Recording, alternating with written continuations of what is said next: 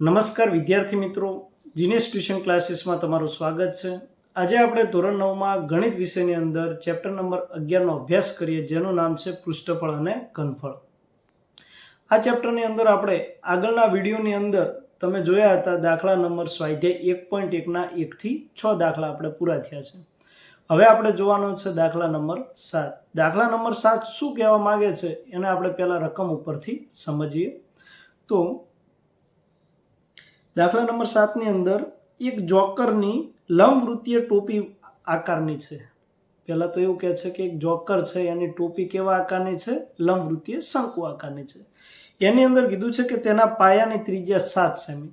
એની પાયાની ત્રિજ્યા એટલે નીચેની જે ત્રિજ્યા આવે એનું અંતર આપ્યું છે 7 સેન્ટીમીટર અને તેની ઊંચાઈ 24 સેમી. હવે ઊંચાઈ 24 સેમી આપી હોય તો એનો મતલબ એમ કે આપણે હજુ ત્રાંસી ઊંચાઈ શોધવાની છે. જો ત્રાંસી ઊંચાઈ આપી દે તો આપણે ઊંચાઈ શોધવાની આવતી નથી, પણ ઊંચાઈ આપી હોય તો ત્રાંસી ઊંચાઈ શોધવી પડે, એ ફરજિયાત છે. તો આવી 10 ટોપી બનાવવા માટે વપરાતા કાગળનું ક્ષેત્રફળ શોધો. હવે એક આપણે ટોપીનું ક્ષેત્રફળ શોધીએ તો એના પછી આપણે લખી શકાય કે આવી 10 ટોપી બનાવવા માટે કેટલું કાગળ જોઈએ. તો આપણે સૌ પ્રથમ પહેલાં ત્રાંસી ઊંચાઈ શોધવી પડે. ત્રાંસી ઊંચાઈ શોધ્યા બાદ આપણે તેની વક્ર સપાટીનું ક્ષેત્રફળ શોધવું પડે અને વક્ર સપાટીનું ક્ષેત્રફળ જે આવે એના ઉપરથી લખાય કે એક ટોપીના આટલા, 10 ટોપીના કેટલા, તો તમારો જવાબ મળી જાય.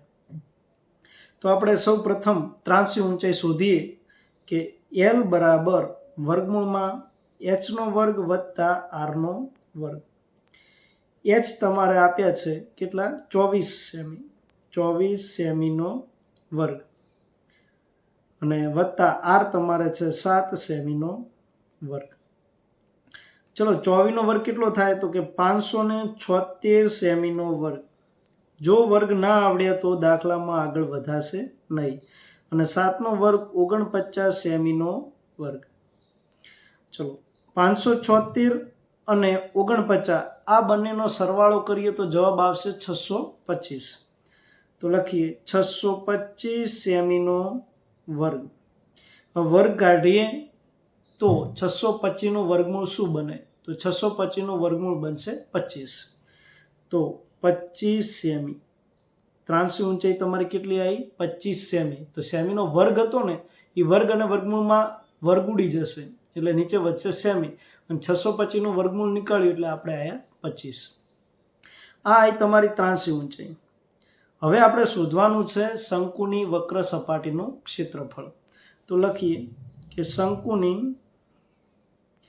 વક્ર સપાટીનું ક્ષેત્રફળ બરાબર પાઈ આર એલ. ચલો પાઈ બરાબર કોઈ 3.14 લેવાના કીધા નથી, તો પાઈ બરાબર આવશે 22/7 ગુણ્યા આર એટલે તમારી જે ત્રિજ્યા છે 7 સેમી. એલ એટલે ત્રાંસી ઊંચાઈ આપણે આવી છે 25 સેમી. તો 7 તો ઉડી ગયા, પણ 22 ગુણ્યા 25નો ગુણાકાર કરવો પડે.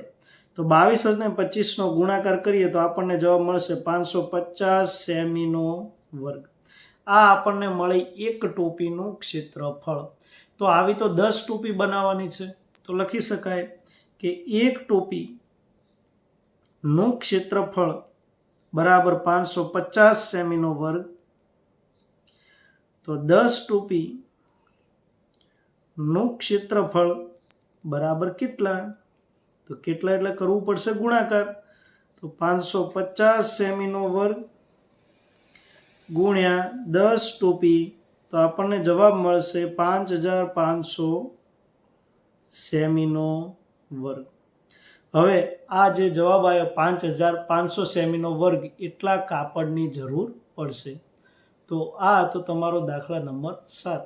હવે જોઈએ દાખલા નંબર 8. તો હવે 8મા દાખલાનો અભ્યાસ કરીએ. 8મા દાખલાની રકમ શું કહેવા માગે છે એને આપણે સૌપ્રથમ સમજીએ. તો રકમને જોઈએ તો એક બસ સ્ટોપને રોડના બાકીના ભાગથી જુદો પાડવા ફરી ઉપયોગમાં લઈ શકાય તેવા કાર્ડબોર્ડથી 50 પોલા શંકુ બનાવ્યા છે. બસ સ્ટોપ છે એ બસ સ્ટોપને રોડથી જુદો પાડવો છે. જુદા પાડવા માટે શંકુ આકારના કાર્ડબોર્ડ બનાવ્યા છે અને આ જે શંકુ આકારના બનાવ્યા છે એ 50 બનાવ્યા છે.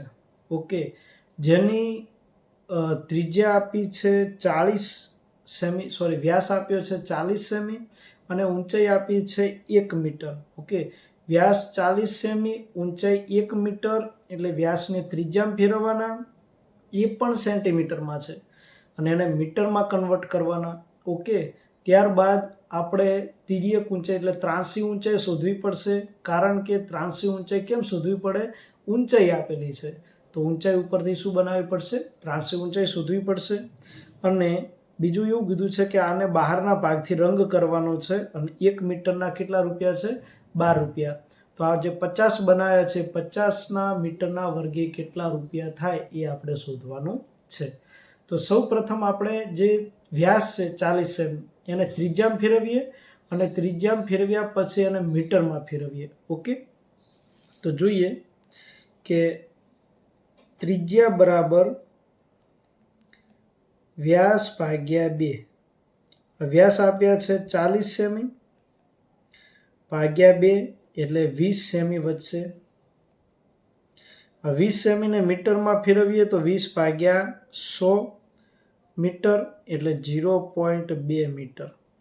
તો ત્રિજ્યા આપણને મળે છે 0.2 મીટર. શું કર્યું કે ત્રિજ્યા હતી એના વ્યાસના અડધા કરીએ તો ત્રિજ્યા બને, 40 ભાગ્યા 2 કર્યા તો 20 મળ્યા. અને જે 20 સેમી છે એને મીટરમાં ફેરવવા હોય તો 100 વડે ભાગવા પડે અને 100 વડે ભાગીએ એટલે આપણો જવાબ આવ્યો 0.2 મીટર. હવે આપણે ત્રાંસી ઊંચાઈ શોધીએ. L બરાબર h નો વર્ગ વત્તા r નો વર્ગ.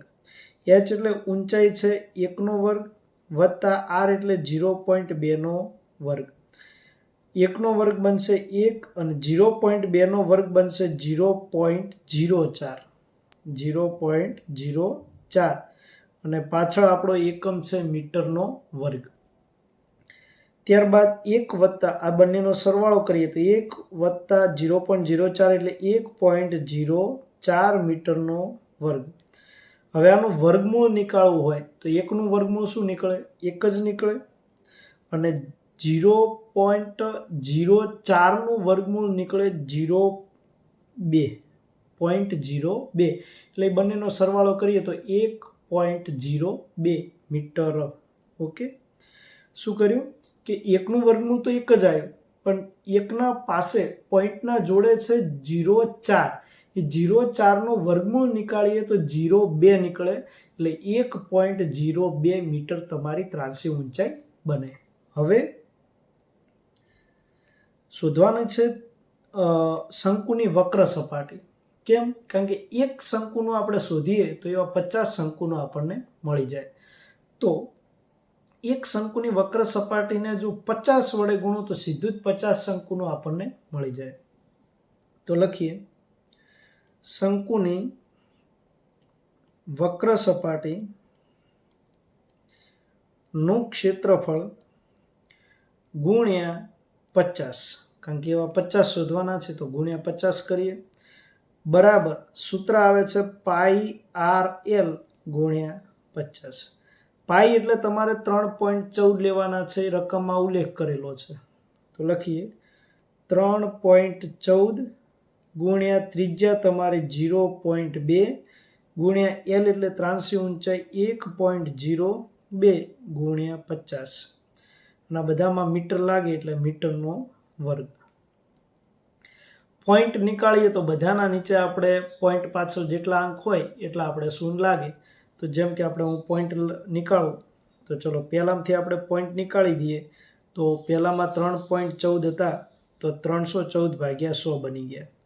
બીજામાં આપણે 0.2 છે તો પોઈન્ટ નીકાળી દઉં અને આગળનો 0 નીકળી જાય તો પોઈન્ટ પાછળ એક અંક હોય તો નીચે આવશે 10. ત્રીજામાં આપણે તમે જુઓ તો 1.02 છે, એમાં પોઈન્ટ નીકાળી દઈએ તો પોઈન્ટ પાછળ 2 અંક હોવાથી નીચે આવશે 100. ઓકે, હવે આમાં ઉડે છે શું? સરળતામાં. તો સરળતામાં 50 દુ 100 અને એ કાર્ય આખા 100 ઉડી જશે. બીજાને હાલ આપણે ઉડાડવા નથી, કારણ કે આગળ જતાં પણ સેમ પ્રોસેસ કરવી પડશે. તો આપણા જોડે વધ્યા શું? તો કે 314 ગુણ્યા 102 નીચે આવશે 3 મીંડા એટલે 1000. પાછળ લાગશે એકમ મીટરનો વર્ગ, કારણ કે આ જે આવ્યું 50 શંકુ માટેનું આવી ગયું. હવે આપણે કરવાના છે 1 મીટરના વર્ગે 12 રૂપિયા ખર્ચ લાગે. તો આ જે તમને 314 ગુણ્યા 102 ભાગ્યા 1000 મીટરના વર્ગે કેટલા એ આપણે કરવું પડે. તો લખીએ કે 1 મીટરના વર્ગે 12 રૂપિયા, તો 314 ગુણ્યા 102 ભાગ્યા 1000 મીટરના વર્ગે કેટલા? તો એનો ગુણાકાર કોના વડે થશે? 12 વડે થશે. તો આપણે કરીએ ગુણાકાર. તો કે 314 ગુણ્યા 102 ગુણ્યા 12 નીચે આવશે 1000, અને ઉપરનાનો બધો જ આપણે ગુણાકાર કરવાનો. અને ઉપરનાનો બધો ગુણાકાર કરીએ તો આપણને જવાબ મળશે કે 38,434. કેટલો? 38,434. તમે ગુણાકાર કરી નાખજો. અને એના નીચે ભાગાકારમાં 1000 હોવાથી એક શૂન્ય પોઈન્ટ આવશે. જો પોઈન્ટ કેટલા અંક પાછળ લાગશે? નીચે 3 શૂન્ય હોવાથી 3 અંક પછી પોઈન્ટ લાગશે. તો 1 0 4, બીજા 0 3, ત્રીજા 0 4, હવે લાગશે પોઈન્ટ અને પાછળ લાગશે 38. તો ખર્ચો થશે 38,434 રૂપિયા. ઓકે, તો દાખલામાં કંઈ વધારે ખાસ નથી. પહેલાં શું કર્યું? તો કે વ્યાસ ઉપરથી ત્રિજ્યા ફેરવ્યા. ત્રિજ્યા સેન્ટીમીટરમાં હતી તો એને મીટરમાં ફેરવી. ત્યારબાદ ત્રાંસી ઊંચાઈ સુધી. ત્રાંસી ઊંચાઈ શોધ્યા પછી દરેક ફેર કરતાં એનું એ જ કે શંકુની વક્ર સપાટીનું ક્ષેત્રફળ. વક્ર સપાટીના ક્ષેત્રફળને 50 વડે ગુણ્યા તો 50 શંકુનો આપણે શોધાઈ જાય. અને 50 શંકુનું શોધાઈ જાય ક્ષેત્રફળ, એના પછી કરવાના હતા કે 1 મીટરના વર્ગે 12 રૂપિયા. તો આ ક્ષેત્રફળના બરાબર કેટલા? 12 વડે ગુણાકાર કર્યો, નીચે 1000 વડે ભાગ્યા, તો આપણો જવાબ મળી ગયો કે 38,434. તો આ રીતે આપણે 8મો દાખલો પૂરો થાય છે.